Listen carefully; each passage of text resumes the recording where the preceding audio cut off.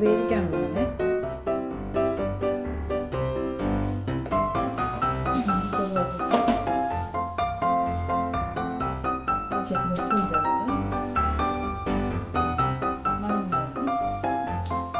രണ്ട് പച്ചമുളകും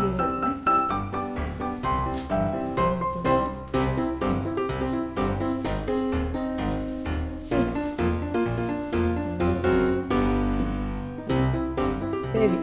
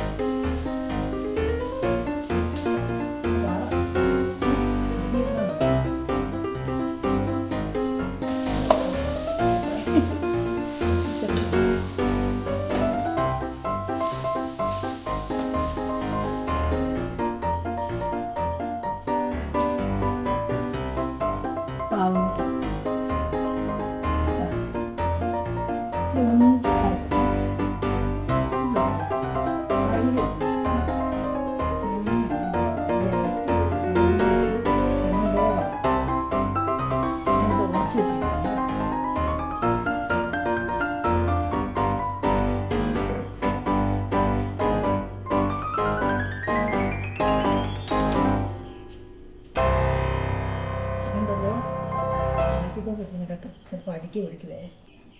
ഇതൊന്ന് ഇളക്കി കൊണ്ടിരിക്കുക. എപ്പോൾ തിളയ്ക്കും ഒന്ന് തിളച്ചൊന്ന് കുറുകുമ്പോണ്ടല്ലോ വേവിച്ച് വെച്ചിരിക്കുന്ന കഷ്ണം കൂടെ അതിലോട്ട് ഇടുക. ഇതിനത്ര ലൂസായിട്ട് ഉണ്ടാക്കുന്നത് ഞങ്ങൾക്കൊക്കെ കാളൻ ലൂസായിട്ട് ഉണ്ടാക്കുന്നതാണ് ഇഷ്ടം. കുറുക്ക് കാളൻ എനിക്കത്ര ഇഷ്ടമല്ല, ഇച്ചിരി ലൂസ് വേണം.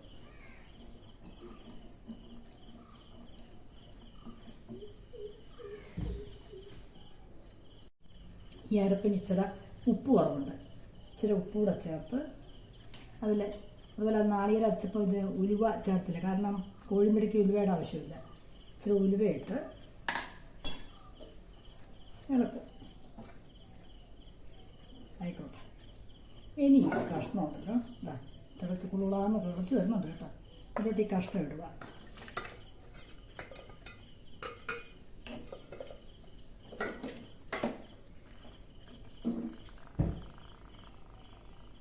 ഇത് കണ്ടോ, നന്നായി നല്ല തളയും എന്നിട്ടുണ്ട്. പക്ഷേ ഉണ്ടല്ലോ, ഇത് കൂടുതൽ ലൂസാക്കാൻ ഒക്കുന്നില്ല. നാളികേരം കൂടുതലായിപ്പോയി, അതാ പറ്റിപ്പോയി. അത് സാരമില്ല, ടേസ്റ്റ് അതനുസരിച്ച് ടേസ്റ്റും കൂടും കേട്ടോ. ഇനി ഇതിന് കടുക് അടിക്കുന്ന ഒരു പണിയേ ഉള്ളൂ. കടുക് അടിക്കാൻ ഇച്ചിരി ജീരകവും ഉലുവയും ഇടുക. ഇത് ഞാനൊരു സംഭവം ഇടുന്നുണ്ട്. ഇത് ഞാൻ ഇവിടുത്തെ ഗൃഹനാഥനെ കൊടുക്കുമ്പോൾ അങ്ങ് എടുത്ത് കളയും. ഇത് ഇടരുതെന്ന് പറഞ്ഞിട്ടുണ്ട്, പിന്നെ അനുസരണയില്ലാതെ ഇടുകയാണ്. കാരണം ചെറിയ എരിവ് കുറവുണ്ട്. കിടക്കട്ടെ, ഇതൊക്കെ ഇട്ടാലല്ലേ ഒരു ഭംഗി ഉണ്ടാവുള്ളൂ. അങ്ങ് എടുത്ത് കളയാമെന്നേ. സംഭവം വ്യക്തമാണ്, അതാണ് ഇടരുതെന്ന് നീ പറയുന്നത്, അതൊന്നുമില്ല. കടുക് ഒഴിച്ച് അങ്ങ് അടച്ച് വയ്ക്കാം. കാളൻ റെഡി.